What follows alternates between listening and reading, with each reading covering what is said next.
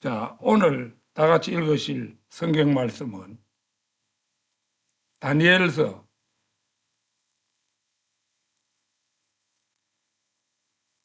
4장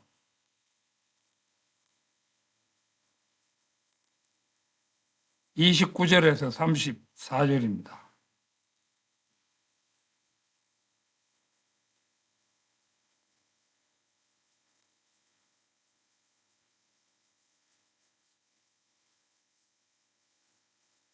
제가 받들어 읽겠습니다.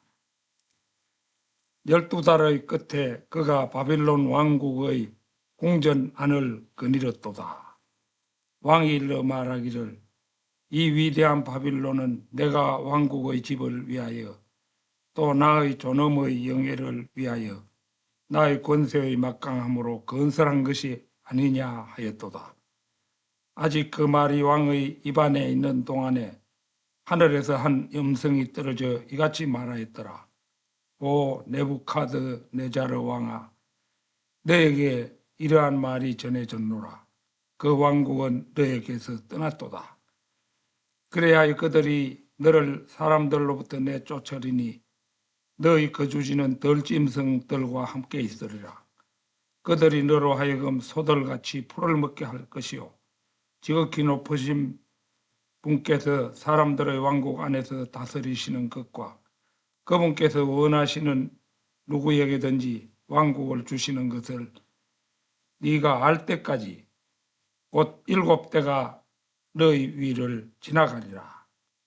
바로 그 시각에 그 일이 네부카드네자르 위에서 성취되었도다. 그런즉 그가 사람들에게 내쫓겨서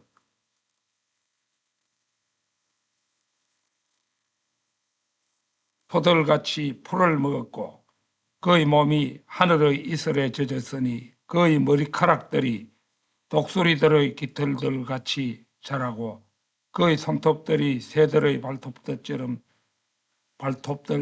될 때까지 그리하였도다. 그리고 그때 그날들의 끝에 나 네부카드네자르가 하늘을 향하여 나의 두 눈을 들어 보았도다. 그리하여 나의 명철이 나에게로 되돌아왔으니 내가 지극히 높으신 분을 찬양하였고 내가 영원토록 살아계시는 분을 칭송하고 공경하였으니 그분의 통치권은 영원한 통치권이요 그분의 왕국은 대대로 이어지느니라. 자, 이 시간에는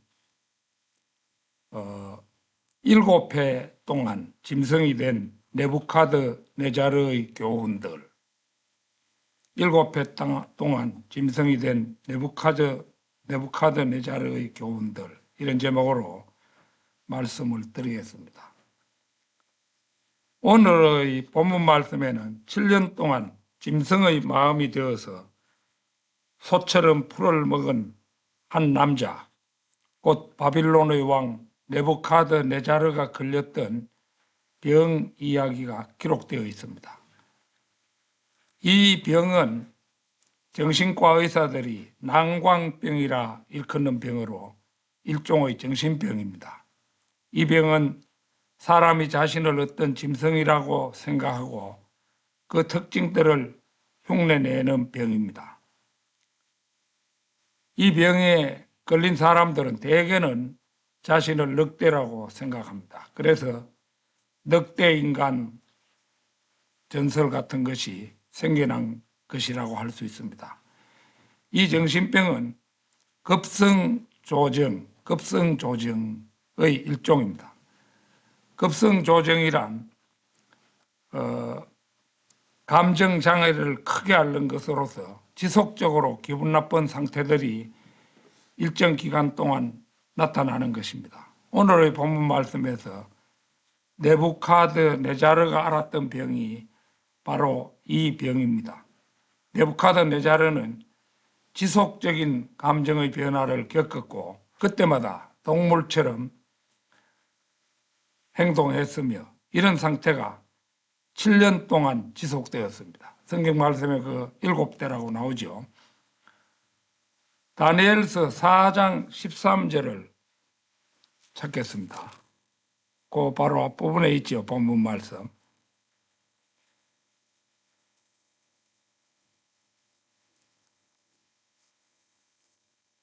내가 나의 침상 위에서 떠오른 나의 머릿속 현시들 가운데 보았는데 보라, 파수꾼이다. 파수꾼이자 거룩한 이가 하늘로부터 내려왔도다. 이 말씀을 보면 우리는 하나님께서 지상에서 상황이 돌아가는 것을 예의주시하며 일하는 특별한 천사들을 데리고 계심을 알 수가 있습니다. 그분께서는 이들을 파수꾼들이라고 부르시는데 이들은 매우 열심히 주님을 위해서 자신의 임무를 수행하는 천사들입니다. 다니엘서의 상황인즉 이 지상에 사는 누군가가 하나님의 영광을 차지하는 것을 보고 참아줄 수가 없었음을 알려줍니다. 하나님의 한 파수꾼이 네부갓네자르 왕이 자신의 궁전을 거닐면서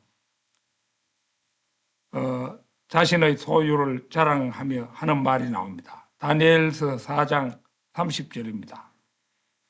이 위대한 바빌론은 내가 왕국의 집을 위하여 또 나의 존엄의 영예를 위하여 나의 권세의 막강함으로 건설한 것이 아니냐 하는 광경을 지켜보고 있었습니다.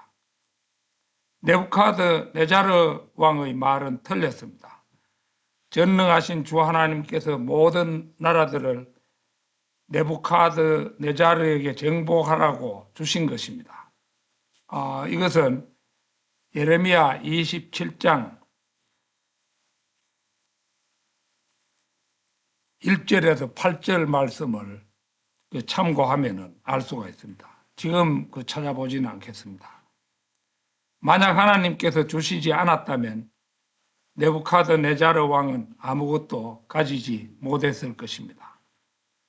바로 이 파수꾼이 하나님께로 돌아가야 할 영광을 네부갓네자르가 취하는 것을 보자 그와 같은 파수꾼들이 모여 하나님께서 이자가 깨달을 때까지 7년 동안 짐승의 마음을 가지게 해야 한다고 결론을 내렸음을 알게 됩니다. 그리고 이 일은 즉시 그에게 이루어졌습니다. 네부갓네자르 왕은 야생 동물처럼 행동하기 시작했습니다. 그는 풀밭으로 나가서 풀을 뜯어먹었습니다. 그리고 그의 머리카락들이 독수리들의 깃털들 같이 자라고 그의 손톱들이 새들의 발톱들처럼 될 때까지 자랐습니다. 하나님께서는 네부갓네자르가 주 하나님께서 인간들의 왕국을 다스린다는 사실을 깨닫기까지 짐승처럼 그렇게 7년을 살게 하신 것입니다. 한 사람을 세워 한 나라를 다스리도록 하시는 분은 하나님이시며 하나님께서는 대개 이런 일을 사람들 중에서 가장 천한 자를 통해서 행하십니다. 다니엘 4장 17절에 보면 그런 사항이 나타나 있습니다. 즉 아돌프 히틀러 2차 대전의 주범이죠. 그 다음에 미국의 빌 클린턴, 또 오바마, 교황 프랑시스, 마오쩌둥, 무솔리니, 미국의 대통령 가운데 부시 부자, 처칠, 프랭클린 루즈벨트, 존 F 케네디 같은 사람들입니다. 하나님 보시기에 이런 자들은 전혀 선한 사람이거나 거물들이 아닙니다. 오히려 썩어 빠진 저질 인간들일 뿐입니다. 우리는 이 다니엘서 4장에서 중요한 영적 교훈들을 배워야 하는 것입니다. 7회 동안 짐승이 된 네부갓네자르의 교훈들. 첫 번째 교훈은 한 사람이 위대하다고 생각하면 할수록 겸손하게 되는 과정도 더 크다는 것입니다. 다니엘서 4장 37절을 찾겠습니다. 오늘 본문 말씀 뒤쪽에 있죠. 이제 나 네부카드네자르는 하늘의 왕을 찬송하고 칭송하며 공경하노니 그분의 모든 역사들은 진리이며 그분의 모든 길들은 공의로다. 그런즉 교만 가운데 살아가는 자들을 그분께서 능히 천하게 낮추실 수 있느니라. 세상에는 덩치가 클수록 넘어지면 더 많이 깨진다라는 속담이 있습니다. 아돌프 히틀러를 예로 들어보면 그는 정치적으로나 군사적으로 대단한 사람이었습니다. 그는 독일 국민이 2번이나 낙선시켰지만 마침내 독일의 독재자가 되었습니다. 그는 유럽 대륙의 거의 모든 나라들을 정복했습니다. 그는 위대하고 유명한 사람이었습니다. 그래서 그를 겸손케 하는 과정도 그러해야 했습니다. 연합군이 하나씩 그가 차지한 지역을 재탈환했고 마침내 그는 베를린의 벙커에서 죽고 말았습니다.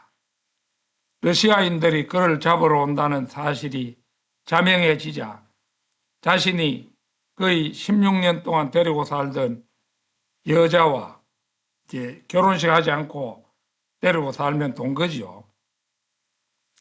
그 여자와 비로소 결혼식을 올리고 결혼 증명서가 나오자마자 그녀는 약을 먹고 자살했고 히틀러도 권총으로 자살했습니다. 그들의 시신은 불태워졌습니다. 히틀러는 세계를 정복하려고 했지만 그는 끝내 겸손해질 수 있는 기회를 가지지 못하고 말았습니다. 히틀러의 인생에서 가장 치명적인 실수는 유대인 학살이었습니다. 창세기 12장 3절 한번 찾겠습니다. 창세기 12장 3절.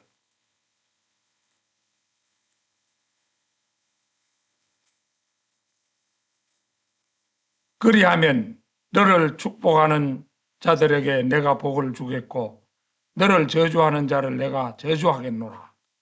그리하여 네 안에서 땅의 모든 족속들이 복을 받으리라. 이제 개별적으로는 이 아브라함을 가리키지만은 아브라함의 후손 가운데서도 이삭, 야곱의 그 후손들, 유대인들을 가리키는 말인데 유대인들을 잘못 대하면은 결국 저주를 받는 거죠. 그래서 이 말씀은 아브라함에서 이삭의 아들인 야곱까지 반복되었고 발라함에 의해서도 반복되었습니다. 따라서 하나님께서는 이스라엘의 12지파의 후손을 저주하는 어떤 개인이나 민족도 저주하실 것이며 또한 이스라엘의 12지파의 후손을 축복하는 그 어떤 개인이나 민족도 축복하실 것이라는 사실입니다. 오늘날 우리나라에도 이스라엘을 미워하는 유대인들을 미워하는 사람들이 절대 다수죠. 그 사회에 보면 대다수가 전쟁만 일어났다 하면 죄 없는 사람들을 죽인다 하고 이스라엘만 악하게 보는 것이죠. 먼저 일어났던 전쟁도 결국은 그들이 먼저 이스라엘을 공격에 넘어와 가지고 많은 사람을 살해하고 납치하고 이렇게 가니까 어쩔 수 없이 이스라엘이 보복한 거잖아요. 그런 것인데도 우리나라 사람들은 또 보도하는 사람들도 태도가 그들이 불행하게 되는 면만, 그러니까 선량한 주민들이 죽고 다치고 하는 이런 것만 찍어서 보도를 하기 때문에 유대인들이 나쁜 것처럼 생각하는 겁니다. 그래가지고 결국은 유대인들을 미워하는 경향이 이제 전반적으로 나타나고 있는 거죠. 나라 가운데 그 신뢰로 스페인은 1400년에서 1588년 사이에 종교 재판을 통해 유대인들의 재산을 압수하는 실수로 결국 영국에 의해 무적 함대가 무너져 버렸고, 그 후 신대륙, 북미, 남미에 있는 모든 식민지를 잃어버리고 AD 1800년이 채 되기도 전에 강대국 대열에서 밀려나고 말았습니다. 북미에 있는 멕시코도 스페인 거였잖아요. 스페인 건데 그 독립해 버렸잖아요. 또 하나의 신뢰는 영국입니다. 영국은 벨푸어 선언이라고 해가지고 1917년에 11월 2일 영국 외무장관 벨푸어가 제1차 세계대전 당시 유대인을 지원하기 위해 팔레스타인에 유대인을 위한 민족국가를 수립하는데 동의한다고 발표한 선언입니다. 그러나 이 선언은 영국 자신이 고지고대로 지키지 않음으로 말미암아 영국인들에게는 피와 땀과 눈물이 요구되었으며 결국 해가 지지 않는다는 대영 제국의 태양은 지고 말았습니다. 영국 사람들이 이스라엘을 독립시킬 때 실제 오늘날에 그 보면은 페트라를 포함해가지고 그 일대 기름진 땅, 지금의 요르단이죠.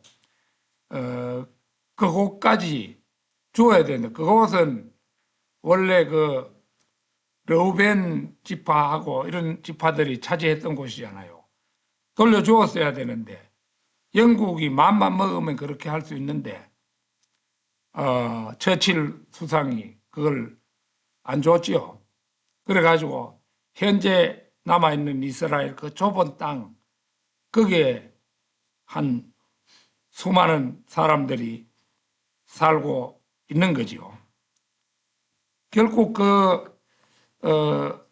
벨포어가 선언했던 것을 지키지 않음으로 해서 대영 제국이 오늘날 뭐 힘이 있습니까? 힘이 없잖아요. 자, 7회 동안 짐승이 된 네부카드네자르의 교훈들. 두 번째 교훈은 더 높은 권위를 거절하면 짐승의 본능이 나타난다는 것입니다. 다니엘서 4장 16절 보겠습니다. 4장 16절. 그의 마음을 사람의 마음으로부터 변하게 하여 짐승의 마음이 그에게 주어지게 하라. 그리고 7대가 그의 위로 지나가게 하라.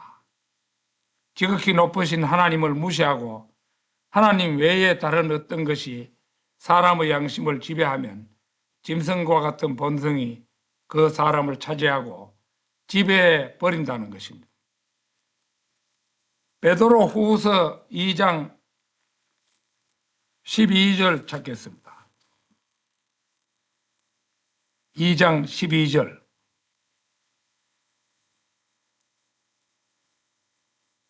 그러나 이들은 포획되어 멸망당하게 된 본성적으로 포악한 짐승들 같아서 자신들이 이해하지 않는 것들에 관하여 악하게 말하거나 자기 자신의 부패한 가운데 철저히 멸망하리라. 하나님께서 이런 자들을 지옥으로 보내실 수밖에 없는 것은 이런 자들이 죄악의 노예가 되어서 멸망으로 치달을 수밖에 없도록 되는 것은 본성적으로 포악한 짐승들 같기 때문입니다. 본성적으로 포악한 짐승들 같다는 것은 짐승처럼 야수적이어서 기본적인 지성과 양심마저도 완전히 마비된 상태를 의미하는 것으로 한마디로 미친 개처럼 된 것을 말합니다. 미친 개는 잡아 죽이는 수밖에 달리는 처리 방법이 없습니다. 미친 개는 놔두면서 주인에게는 순종할 때도 있지만은 사람을 함부로 물게 되지요. 그러니까 미쳤다고 판단되면 즉시 그 개는 잡아 죽여야 되는 겁니다. 그래야 다른 사람을 물지 못하는 거죠. 옛날 우리 고향에 있었을 때 고향 그 장로교회에 아주 잘 나가고 이런 그 잘 나가고 신앙이 좋다고 소문난 그 영희라는 그런 처녀가 있었는데 그 교회로 가자면 자기 작은 집 그 대문간을 거쳐서 그렇게 이제 가는데 그 대문간을 지나는데 그 자기 작은 집 개가 미쳐가지고 물어 뿌리는 거예요. 물어 뿌리니까 광견병이 발병해가지고 결국 죽었어요. 그거 발병하면은 거지 약이 없어요. 뭐 파스테르가 광견병 약을 만들었다 하지만 그 구하기도 힘들고 한번 막 발작하면은 여지 없는 겁니다. 근데 요즘은 미친 개 잘 안 보이는 거죠. 요새 미친 개 나오면 큰일 날 겁니다. 사람마다 막 개를 좋아하는 사람들 얼마나 많던지 뭐 수도 없잖아요.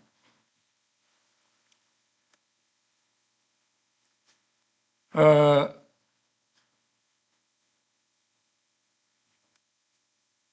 이런 자들은 기본적인 지성과 양심이 마비되어 있기 때문에 자신들이 이해하지 않는 것들에 관하여 악하게 말합니다. 다시 말해서 이들은 자기들이 무엇을 비방하는지도 모르면서 비방합니다.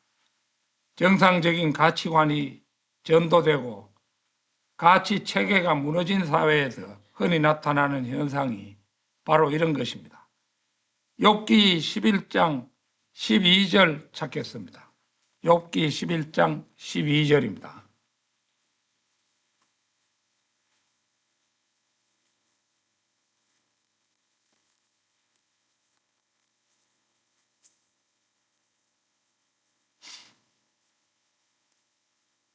이는 사람이 야생 새끼 소나기처럼 태어날지라도 헛된 사람이 지혜로워지고자 하기 때문이라.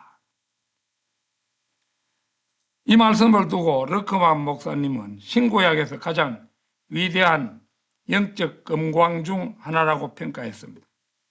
야생 나귀를 어린 양으로 바꿔주는 것은 새로운 탄생뿐입니다. 사람들도 거듭나는 수밖에 없잖아요. 완전히 변하자면 거듭나는 수밖에 딴 도리가 없습니다. 야생 나귀는 사람이 등에 타기 전에는 길들여지지 않습니다. 이스라엘의 메시아 왕을 십자가에 못 박히도록 예루살렘으로 태우고 간 것은 어린 야생 나귀 새끼입니다. 데카르트, 스피노자, 헤겔, 라이프니츠 이런 사람들 다 유명한 철학자잖아요.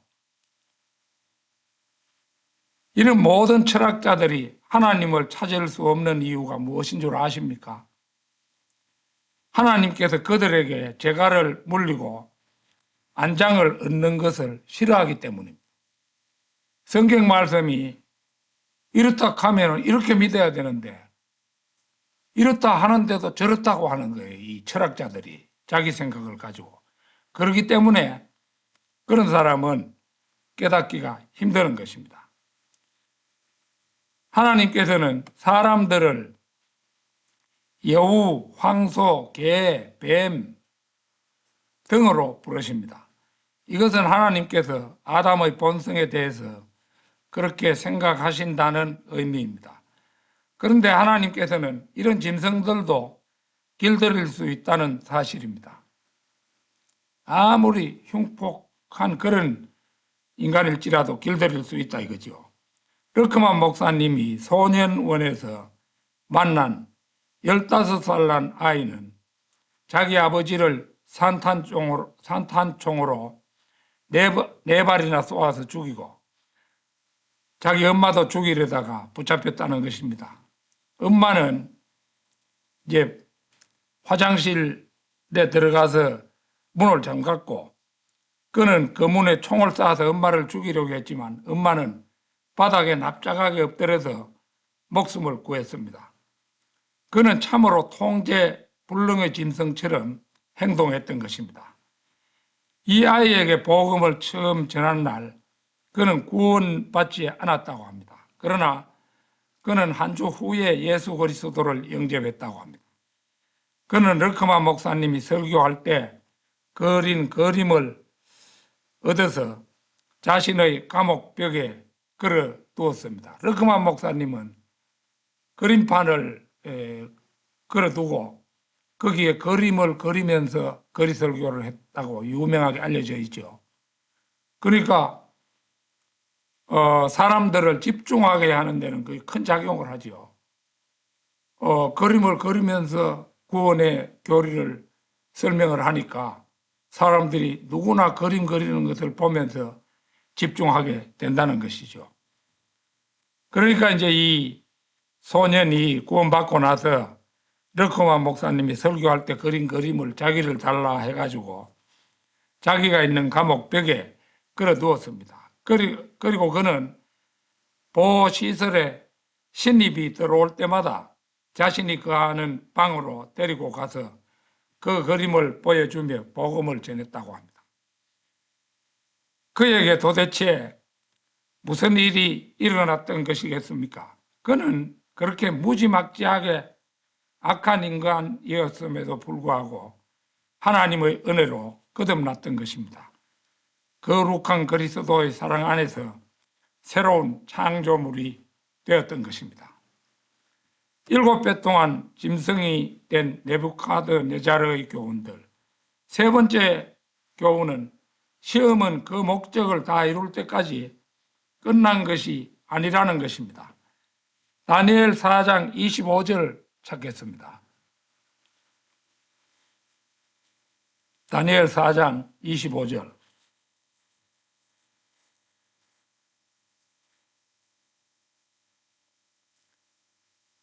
즉 그들이 당신을 사람들에게서 내쫓으리니 당신의 거주지는 덜짐승들과 함께 있을 것이요 그들은 당신으로 하여금 소들같이 풀을 먹게 할 것이요 그들은 당신을 하늘의 이슬로 적게 하리이다. 그리하여 지극히 높으신 분께서 사람들의 왕국 안에서 다스리시는 것과 그분께서 원하시는 누구에게든지 그것을 주시는 것을 당신이 알 때까지 곧 7대가 당신의 위로 지나가리이다. 이 대목에서 그들이 누구인가는 확실히 알 수는 없습니다. 그들이 앞에서 이미 언급된 파수꾼들이나 거룩한 자들을 말하는 것인지 아니면 바빌론 백성을 말하는 것인지 분명치가 않습니다. 아무튼 그들이 네부카드네자르 왕을 쫓아내게 될 것입니다. 성경 구절이 그렇게 말씀하고 있기 때문입니다. 클라렌스 라키는 이 부분을 두고 지상의 권력자들뿐만 아니라 영적 권세들의 행위를 적절히 규제하고 통제하기 위한 일종의 영적 사법기관 같은 것이 있어 여기서 이들의 행위를 감찰하고 재판하에 나오는 명령들이 아닌가 추정합니다. 17절을 보겠습니다. 이 사안은 파수꾼들의 칙령에 의한 것이요 거룩한 이들의 말에 의한 강력한 요구라. 이는 지극히 높으신 분께서 사람들의 왕국 안에서 다스리시며 그분께서 원하시는 누구에게나 그것을 주시고 사람들 중에서 가장 천한 자를 왕국 위에 세우시는 것을 산 자들에게 알리려 하심이라. 여기서 말하고 있는 파수꾼들의 칙령과 거룩한 이들의 말에 의한 강력한 요구가 곧 명령들이 아닌가 추정합니다. 이러한 추정이 맞는다면 25절의 그들은 필경 영적 세계의 파수꾼들과 거룩한 이들인 것이 분명해 보입니다. 만약 하나님께서 우리를 어떤 부분에서 시험하고 계신다면 그 시험을 주시는 하나님의 목적이 성립되어야 그 시험이 끝나지 그 전에 끝나지는 않는다는 것입니다.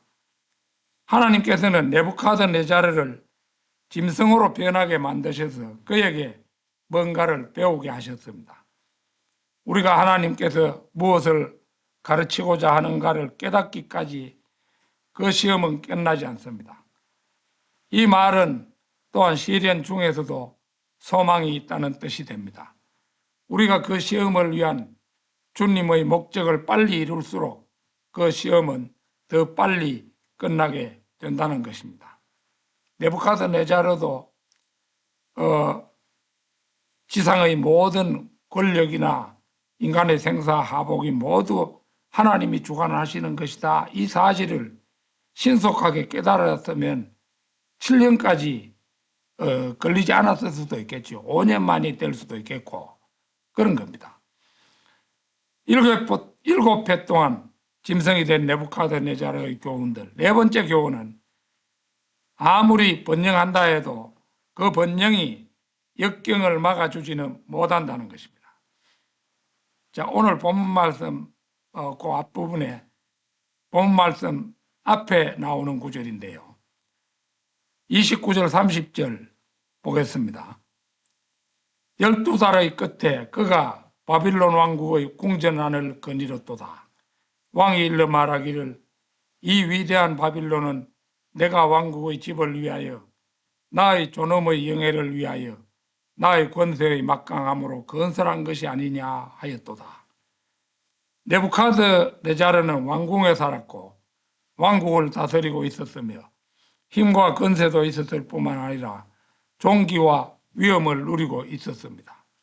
그리고 그 모든 것이 자신의 힘으로 되었다고 잔뜩 교만해져서 그 기분을 즐기고 있었습니다. 그러나 그는 순식간에 들판에서 소처럼 풀을 뜯어 먹게 되었습니다. 이러미로 보건대 우리가 아무리 잘생기고 아름답고 재능이 많다고 해도 역경에서 제외될 수는 없다는 사실입니다. 세상에서 가장 위대하다 하며 최고의 권력을 행사하는 사람들의 삶에도 문제는 찾아오게 마련입니다. 하나님의 목적이 성취될 때까지 하나님께서는 계속 역경을 주십니다. 안타까운 것은 역경을 아무리 많이 겪어도 깨닫지 못하는 사람들이 있다는 것입니다. 죄인들을 하나님께서 내려치실 때 그 목적은 단 한 가지입니다. 그것은 바로 구원받지 못한 자들이 깨우침을 받아 자신이 구주가 필요한 죄인임을 알게 하시는 것입니다. 그 대표적 예가 미국의 그 케네디 가문입니다. 미리 말하지만 케네디 가문은 가톨릭을 믿는 집안이었죠. 원래 이제 미국은 그 영국에 있는 청교도들이 건너가서 세운 나라 아닙니까? 그 나라는 원래 가톨릭 같은 것은 처음에는 들어오지도 못하도록 그렇게 했는데 자신들의 종교를 숨기고 이 가톨릭도 미국 미대륙에 이제 들어와가지고 살게 되었던 것입니다. 이 케네디 가문의 할머니 로제로부터 마지막 손자에 이르기까지 그 가문은 술주정뱅이, 간음자, 장애인, 자살자, 암살당해 죽은 자, 질병으로 고통받는 환자 등으로 넘쳐났습니다. 케네디 대통령이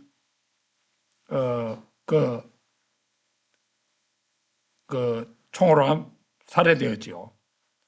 그 다음에 케네디 동생 케네디도 역시 총에 의해서 살해됐잖아요. 특히 케네디 대통령의 외아들 케네디 2세도 사촌 결혼식에 참석하려 자가용 비행기를 타고 가다가 실종되어 매사추세츠 주의 가까운 그 바다 밑에서 그 시신이 발견되기도 했습니다. 이제 좀 자기가 경제적 여유 있다고 자가용 비행기 함부로 타고 이렇게 탔다가 결국은 어째된 셈인지 그 비행기가 고장나는 바람에 추락해가지고 처음에는 이제 행방불명됐었는데 나중에 그 매사추세츠주 그 앞바다에서 발견이 되었던 겁니다. 그러니까 이제 케네디 대통령의 후손은 딸 하나만 남았던 거죠. 딸 하나만 남았어요. 그러니까 이제 하나님께서 그 가문을 붙들어서 거의 죽을 지경까지 혼내주셨지만 그들 중 누구도 깨닫는 자가 없었습니다. 케네디 가문은 대통령이 될 만큼 훌륭한 가문이었는데 그 가문이 올바른 그 기독교를 가졌다면은 그래 저주를 받을 리가 없겠죠. 그것을 깨닫지 못하고 계속 그 권세 있는 가문이 가톨릭을 믿고 나가는 바람에 죽어라 죽어라 하고 하나님의 저주를 받았던 것이라고 할 수가 있죠. 그러니까 안타까운 것은 역경을 아무리 많이 겪어도 깨닫지 못하는 사람들이 있다는 것입니다. 죄인들은 하나님께서 내려치실 때 그 목적은 단 한 가지입니다.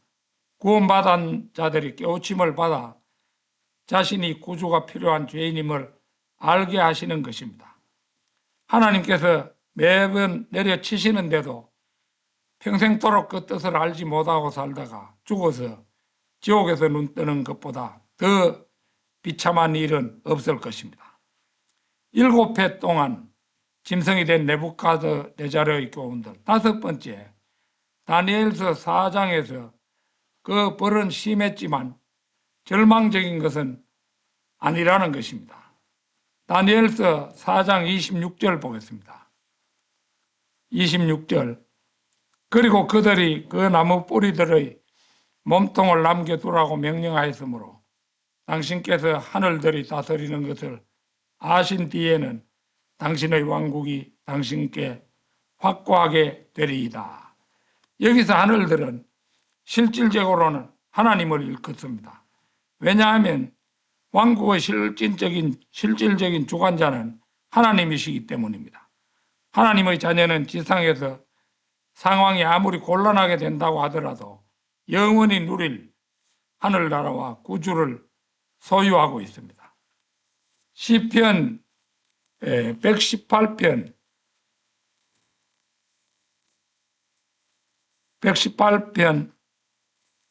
18절 찾겠습니다.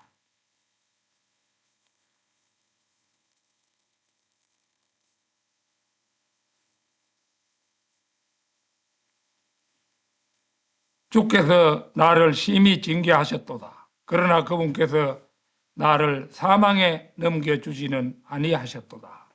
이 사망은 지옥에 넘겨지는 것을 말하는 거죠. 이 말씀으로 미루어 구원받았다면 아무리 혼나도 지옥에는 가지 않습니다. 그것만으로도 얼마나 감사한 일입니까? 그리스도가 없는 죄인은 하나님도 없는 것이며 따라서 소망 자체가 없는 것입니다. 지상에서 얼마나 잘 살든지 못 살든지 죄인은 불못에서 영혼을 보내야 합니다. 마가복음 9장 44절, 46절, 48절에는 동일한 말씀이 놓여 있죠. 그곳에는 그들의 구더기도 죽지 않고 불도 꺼지지 아니하느니라는 말씀이 적혀 있습니다. 이 말씀이 그 사실을 말해주는 것이요. 요한계시록 14장 11절 찾겠습니다. 요한계시록 14장 11절. 그리고 그들의 심한 고통의 연기가 영원무궁토록 올라가느니라.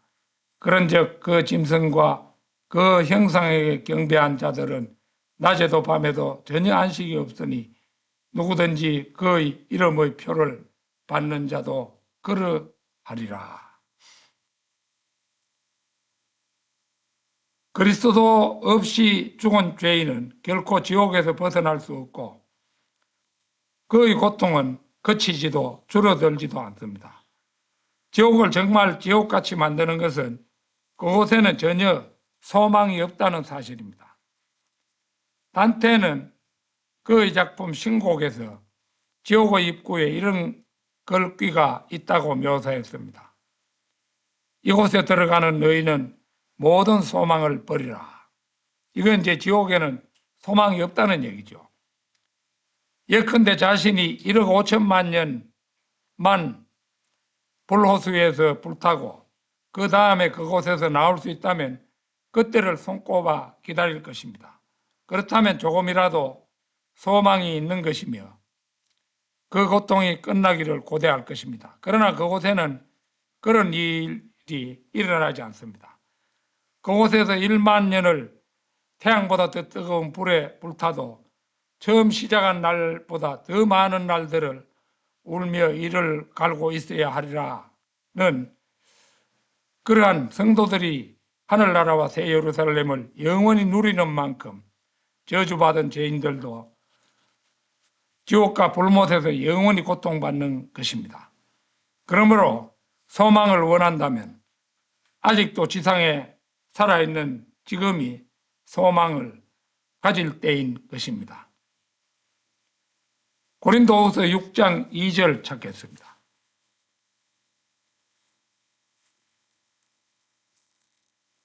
(6장 2절)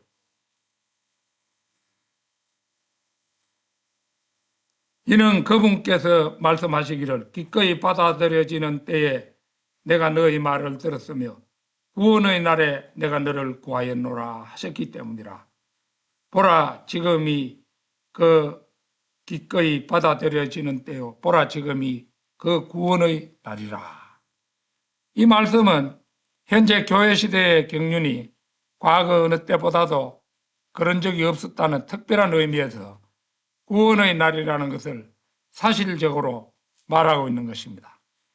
현 시대는 다른 어떤 때보다도 더 은혜의 시대라고 할 수 있는데 이는 행위가 아닌 믿음을 통해 오직 은혜로 구원받는 시대이기 때문입니다. 저는 제 가족이나 또 제가 잘 아는 사람들을 위해서 가끔 기도할 때도 있습니다만은 전혀 예수님을 알지 못하고 살고 있는 그런 사람들 위해서도 가끔은 기도가 나올 때가 있어요. 이거 지옥에 한번 들어가면 면제될 길이 없는데 현재는 불교를 믿고 있지만은 하나님께서는 그러한 사람들도 하실 수 있다고 그렇게 전제하면서 그들을 위해서도 가끔 기도할 때가 있어요.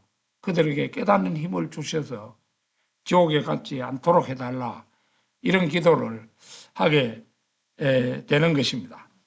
7배 동안 짐승이 된 네부카드네자르의 교훈들. 6번째 교훈은 시련에서 해방되었다면 찬양과 감사를 드려야 할 때라는 것입니다. 본문 34절을 보겠습니다. 그리고 그때 그날들의 끝에 나 네부카드네자르가 하늘을 향하여 나의 두 눈을 들어보았도다.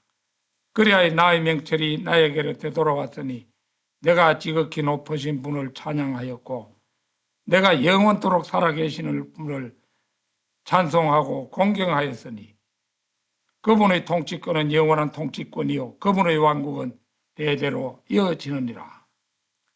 주님께서 우리 자신의 문제를 해결해 주셨다면 하나님께 감사하는 일을 잊어서는 안 됩니다. 네부카드네자르는 많은 그리스도인들이 하지 않는 일을 했습니다. 그는 하나님께 공개적으로 감사를 드렸습니다. 다니엘 4장 끝부분 36절 37절 찾겠습니다. 바로 그 시간에 나의 이성이 나에게 되돌아왔도다. 그리고 나의 왕국의 영광을 위하여 나의 영예와 강명이 나에게 되돌아왔도다. 나의 좋은 자들과 나의 고관들도 나를 찾아왔도다. 그리하여 내가 나의 왕국 안에서 확고히 세워졌고 탁월한 존엄이 나에게 더해졌도다. 이제 나 네부카드네자르는 하늘의 왕을 찬송하고 칭송하며 공경하노니 그분의 모든 역사들은 진리이며 그분의 모든 길들은 공의로다. 그런듯 교만 가운데 살아가는 자들을 그분께서 능히 천하게 낮추실 수 있느니라. 그는 자신의 이성과 영광과 왕국과 명예와 정명과 보좌관들과 귀족들과 위엄을 다시 받게 되었을 때 다시 교만과 자만에 빠지지 않았습니다. 아울러 자신이 제정신으로 돌아온 것을 자신의 공로로 여기지 않았습니다. 그는 하늘의 하나님을 찬양하고 더 높이며 종귀를 돌려드렸습니다. 네부카드네자르는 자신이 배워야 할 교훈을 얻었습니다. 37절 하반절 보겠습니다. 교만 가운데 살아가는 자들을 그분께서 능히 천하게 낮추실 수 있느니라. 그는 자신이 스스로에게 집착하고 교만해지면 하나님께서 그 사람들을 넘어뜨리시고 바보로 만드실 수 있다는 것을 배웠습니다. 그가 이 교훈을 마음에 새기자 하나님께서는 그에게 왕국을 회복시켜 주셨습니다.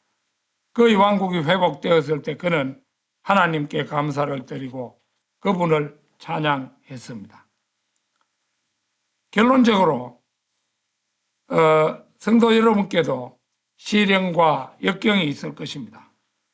저는 하나님께서 여러분이 지금 겪고 있는 역경들을 왜 여러분에게 허락하시는 이유를 알지 못합니다. 하나님께서 여러분에게 주시고자 하는 교훈은 다른 그리스도인들이 배워야 하는 교훈과 다를 것입니다. 그러나 만약 아직도 구원받지 못한 죄인이라면 나는 그가 왜 지금 역경을 겪고 있는지 정확하게 말할 수 있습니다. 말하자면 영원토록 불타는 불호수에서 불타지 말라고 그에게 역경을 주시어 그를 예수 그리스도께로 이끌도록 하기 위해서라는 것입니다. 영국의 위대한 군주 빅토리아 여왕이 있었지요. 그 아프리카 선교사 리빙스턴이 그 큰 호수를 나일강 상류에서 발견했잖아요. 그래가지고 그 당시에 영국 여왕이 바로 빅토리아 여왕이었어요. 그래서 그 호수가 우리나라 한 3분의 2 정도 되는가 굉장히 넓은 호수라요. 그런데 그 호수의 이름을 자기들의 국왕의 이름으로 돌렸잖아요. 그래가지고 빅토리아 호수라 이렇게 이름을 명명했는데 지금도 그 호수가 빅토리아 호수죠. 그렇죠? 이 빅토리아 여왕도 한때 어떻게 영원한 생명을 확신할 수 있는지에 대해서 고민했다고 전해집니다. 여왕은 궁중 목사에게 사람이 이 생에서 영원한 보장에 대해서 어떻게 절대적으로 확신할 수 있는가 이렇게 물었습니다. 그 회중교회 목사는 영원한 생명에 대한 보장을 소유하지 못한 사람이었고 구원받지 못한 사람이었어요. 그래서 여왕에게도 그런 보장을 깨닫도록 할 수가 없었습니다. 그 사건이 공중 뉴스에 실리자 존 타운센드라는 복음 전파자가 그 소식을 접하게 되었습니다. 무엇을 해야 할지를 기도한 후에 타운센드는 짧지만 존경 어린 편지를 써서 요한복음 3장 16절과 로마서 10장 9절 10절을 읽어보라고 권했습니다. 2주 정도 지나서 타운센드는 회신을 받았습니다. 그 회신은 이렇게 기록되어 있었다고 합니다. 존 타운센드에게 당신이 읽으라고 한 성경 구절들을 주의 깊게 기도하면서 읽었습니다. 이제 저는 예수 그리스도께서 저를 위해서 이루신 완성된 속죄사역을 믿고 하나님의 은혜로 주님께서 우리를 위해 예비해 놓으신 하늘나라에서 당신을 만날 것을 확신합니다. 빅토리아 구엘프 이런 편지를 받았다고 합니다. 빅토리아 여왕은 구원의 확신을 얻자 가는 곳마다 안전, 확신, 향유라는 제목의 전도지를 가지고 다니면서 자신이 만나는 사람들에게 나누어 주었습니다. 그러나 빅토리아 여왕도 역경에서 제외된 것은 아니었습니다. 그녀는 결혼 21년 만에 남편이 죽었고 이 남편이 빅토리아 여왕하고 자기의 아들을 16, 17살 된 그런 정도 아들을 데리고 어째 다른 떨어진 곳에 갔는데 거기서 아들이 전염병에 걸린 거예요. 그래가지고 그게 전염이 돼가지고 빅토리아 여왕의 남편이 21년 만에 결혼 21년 만에 죽었던 것입니다. 그러니까 그 빅토리아 여왕이 얼마나 자기 남편과 그것밖에 못 산 것을 한탄했느냐 하면은 그 자기 함께 그 아버지와 함께 여행 갔던 그 아들을 그 다음부터 한 번도 친절하게 대한 적이 없다고 해요. 그만큼 막 원수지간 같이 대했던 모양입니다. 물론 뭐 욕을 하지는 않았겠지만은. 그래서 그 외에도 여러 번의 암살 시도를 겪었습니다. 건강 문제, 가족 문제, 정치적 문제들이 찾아왔습니다. 그러나 그녀가 가지고 있던 문제들이 어떤 것이었던지 그것은 그녀가 그리스도를 영접한 순간 해결되었습니다. 바로 그때 해결되지는 않았지만 확실한 답을 얻었던 것입니다. 지금 빅토리아 여왕은 이 세상의 어떤 근심도 없이 살고 있습니다. 그녀는 지금 이 세상의 그러니까 곧 갈보리에서 속죄 사역을 완성하신 구주와 함께 영광 가운데 셋째 하늘에서 살고 있는 것입니다. 요한복음 1장 12절 찾아 읽고 제 설교를 마치도록 하겠습니다. 요한복음 1장 12절.